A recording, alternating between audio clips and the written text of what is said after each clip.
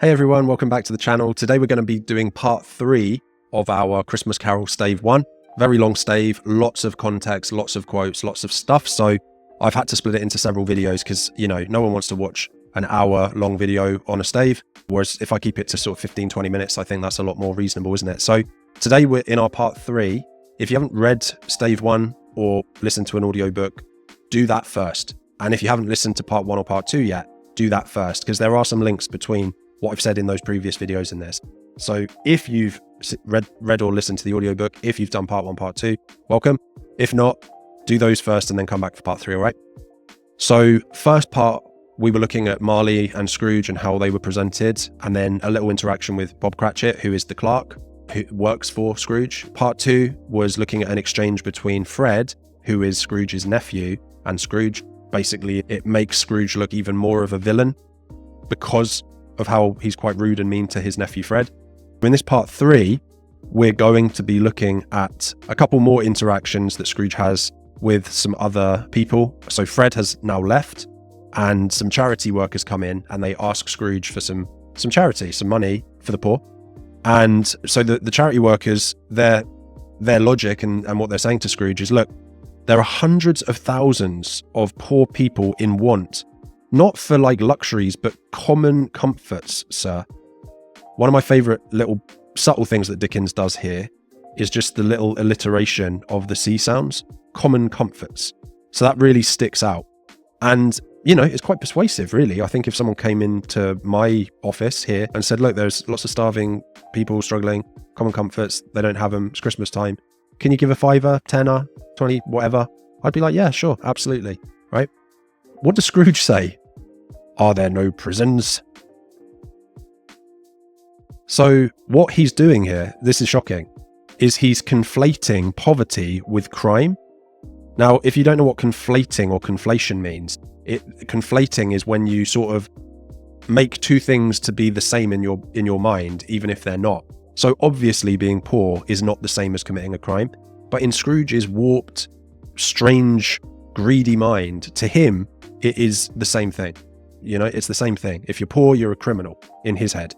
Now, the reason why that might be quite important, and I realized I didn't mention this in part 2, or part 1 actually, and I should have, is that back in the 1830s, specifically 1834, there was this introduction of these things called the Poor Laws. Now, just to be clear, in English or British law, there has been something called Poor Laws for hundreds of years. So there were poor laws in the 1600s when Shakespeare was writing even, and I think even a bit before that. But in 1834, there was a massive reform of these things called poor laws. And again, this is why you come to my channel and listen to me and come into my house. No one is really talking about this either. And this is deep context, level 9 context. So there was a massive reformation in 1834, which happened to also be the year that Dickens wrote this book and published it. And what the reformation of the poor laws basically did, more or less, it made poverty illegal, nearly, yeah? So when Scrooge conflates poverty with crime, this could be a little bit of social or political commentary from Dickens. Because to explain what I mean by the idea of making poverty illegal, because you might be like, what? How can being poor be illegal, right? Of course it can't. Is after the reformation of the poor law, if you were poor, you legally had to go and work in a factory. And these are horrible factory conditions. I'm not talking about like a nice factory where you have a nice, nice house, nice bed, good meals, fair hours. No, I'm talking about like a shack, a dark, dank room, dank as in dark and wet room, with a couple of blankets thrown on the floor sort of thing. And you're working 16, 18 hours a day, even if you're a child, by the way, because Dickens ended up in one of these factories for a while. In a nutshell, what Scrooge is saying here is, if these people are poor, then use the poor law. I'm not paying any charity, just shove them in a factory somewhere. You see how heartless that is, right? And if they won't go into a factory, he says, are there no prisons? So send them to prison then, yeah? It's not my problem, is what Scrooge is saying. And if you didn't, as a poor person, sign up and go to one of these factories, and by the way that the charity worker replies to this is, look, some of them would rather die. A lot of them would rather die than go to one of these factories. That's how bad they were. We're not talking like a little bit bad. We're talking really bad. But if they were found out to be in poverty and not go to a factory, then they may have been punished with something called the treadmill. This is not, your Gold's Gym or your Anytime Fitness or whatever. It's not a treadmill like, I probably should go on. It's a treadmill, a large wheel that criminals would have to walk on for like 10, 12 hours at a time. And it would power factory machinery at the time. Yeah. It was seen as an extreme punishment for criminals, but also it benefited the rich again. Can you see why Dickens had a bit of a problem with the rich and the way that the rich treated the poor here? If you were poor and didn't have a job, were you treated with any dignity? No. You were thrown into a factory where you had horrible conditions, or you were punished, penalized, criminalized. Okay. It's not good. Not good. So Scrooge is shown to be incredibly heartless. The charity worker tries to show some compassion. Look, come on, man. These people would rather die than go to those places. Just cough up a tenner, will you? Like, we'll just buy a meal for someone. Yeah. And then Scrooge says something even more brutal. If he hasn't already been a bit of an arse, he's now even more so. If they would rather die, said Scrooge, they'd better do it and decrease the surplus population. Now this, another bit of context, I told you there was a lot, links to something called Malthusian economics. And this is based on this guy called Malthus. And I personally didn't learn about him in English. I learned about him in geography, as weird as that is, when I was at school. This also links to business, economics, politics to some extent, I guess, philosophy.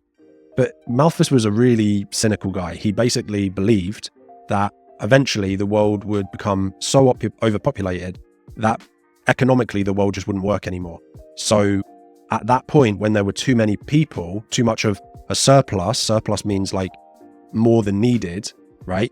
When there were too many people, one of two things would happen. Either a bunch of people would die out of famine because there just wasn't enough food, so they'd literally starve to death, or what he thought was much more likely is the world would end up in war because everyone would be fighting for the scarce resources of the planet against each other. Now, the reason why you have to understand how insane it was to call these people that have human rights and value surplus, as if they should just die and go away, you have to also understand that when Dickens wrote this, the population of the whole earth was about 1 billion people, roughly, about 1 billion people on the earth. How many people do we now have? Like 8 billion, right? And we're still doing okay. Are there problems? Absolutely there are. Are there people that do not have what they need? 100%. But can you imagine saying at a time where there was 1/8 of the population, oh, there's not enough food? Can you imagine? And so Scrooge heartlessly just says, all right, well, screw them then. Let them die. You're like, all right, I'm not going to give you any money. So either send them to prison, send them to a factory, or let them die. Those are the three options that Scrooge gives. Not the nicest man, is he?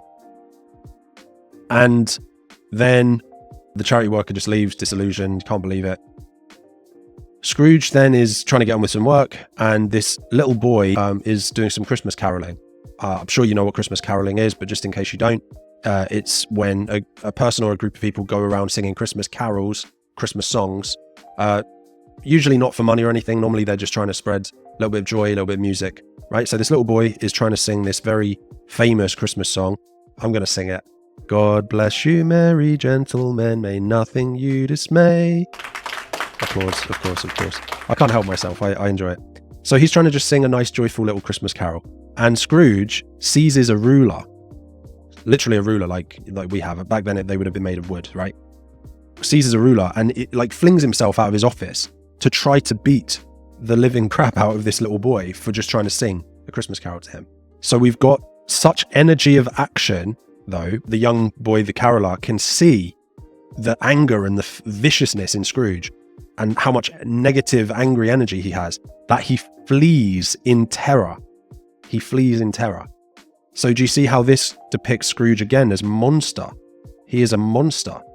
Terrible, terrible man, right? And then if that wasn't already enough kind of meanness and terribleness, final exchange for part 3 here is back with Bob Cratchit. So Scrooge goes back into his office, having just tried to beat up a Christmas caroller for the crime of singing Christmas song. Yeah.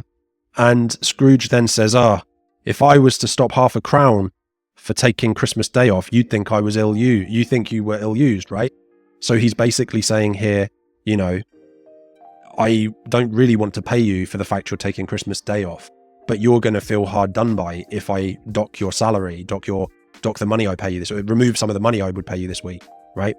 I don't exactly know how much half a crown is. not super important. But the point is basically like saying he would take some of the wages. What I do know is that Bob Cratchit is said to have been paid 15 bob a week. And, you know, I'm older than you watching this video, but I'm not so old as to know exactly how much Bob was anyway, right? If 15 bob is in a week, and let's say he works five days a week, then he makes about 3 bob, whatever that is, a day. So maybe half a crown is similar in the amount of money to 3 bob. Go look it up for yourself if you want. Either way, it's about a day's pay, I believe, or half a day's pay or whatever. Scrooge is basically complaining. How dare you take Christmas Day off? I should take your money away.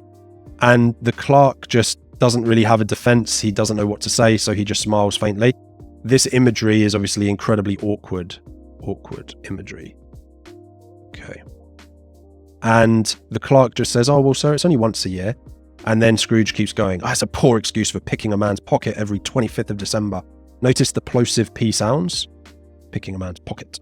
So the plosive is just when it's alliteration, so the same letter, but particularly with explosive sounds like B, P, D, sometimes T, stuff that creates a little explosive, yeah? Poor picking pocket.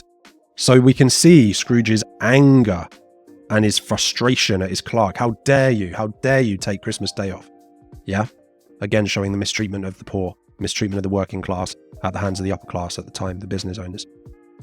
But he does. The one little glimmer of hope is the fact that as much as Scrooge is such a bad guy, he does let Cratchit have that. He says, oh, well, I do suppose you have to have the whole day. Yeah? So I think that does give like a little glimmer of hope that maybe, just maybe, Scrooge can turn this train wreck of his life around and become nicer. Bob is such a legend. He runs out of the office at the end of the day. I can't remember if I told you this when we were talking about Bob, but he's so cold in the office because of the lack of central heating, and Scrooge won't even give him any coal. We talked about that as a motif in the first part.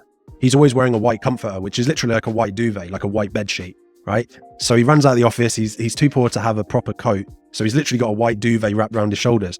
And he runs down to this place called Cornhill, and he slides down the hill, Cornhill, 20 times in honor of it being Christmas. So I love the fact that Bob Cratchit, despite the fact he has a crappy boss, crappy job, crappy pay, he's had to like basically beg for Christmas Day off, even though that should be a right, you know. He is still so full of Christmas spirit and Christmas joy and happiness in his own life. And later on we find out about his lovely family, right? He's just up and down, sliding like a child up and down on this hill. And the other thing I found out, I didn't know this before doing a little bit of a deep dive for this video, is that Cornhill apparently is a very bustling, busy part of London. So he's doing this in front of a bunch of people. He doesn't seem to care what other people think about him. He's happy to just be showing his Christmas joy, showing the fact that even if he only gets one day off for Christmas, at least it's something and he's going to make the most of it. It's really cool. This also clearly shows the dichotomy between the two. So you've got Scrooge in this sort of section here being horrible.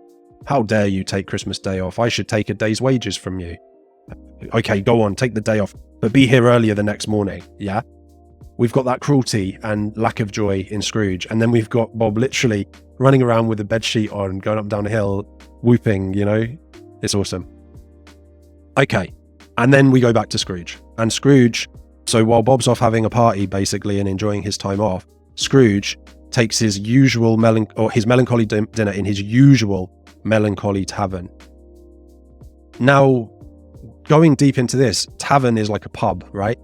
Pubs are normally a place with joy, people, you know, having a good time, catching up with old friends, spending quality time with family, whatever, right? Over, you know, some good food, maybe a few drinks, whatever. Scrooge has found maybe the only tavern in London which is melancholy, sad, depressing, dark, gloomy. Maybe I might be pushing this a bit here. Maybe this is a little bit tenuous, or me pushing it a little bit. Maybe the reason why the tavern is melancholy is because Scrooge is in it. You know what I mean? No one likes Scrooge. No one likes Scrooge. And so he's just sat there, miserable dinner, miserable tavern, yeah? In a place that should be happy and full of life, especially because this is Christmas. If there's one time that a city like London is filled with people having a good time, sharing meals with friends, celebrating whatever, it's definitely Christmas time, right? Definitely Christmas time. Scrooge then goes home, and we are going to do this in part 4, actually. So when he gets home and he meets, I was going to say Bob Marley, when he meets the ghost of Marley. So we'll do that in the final part 4. Thanks very much.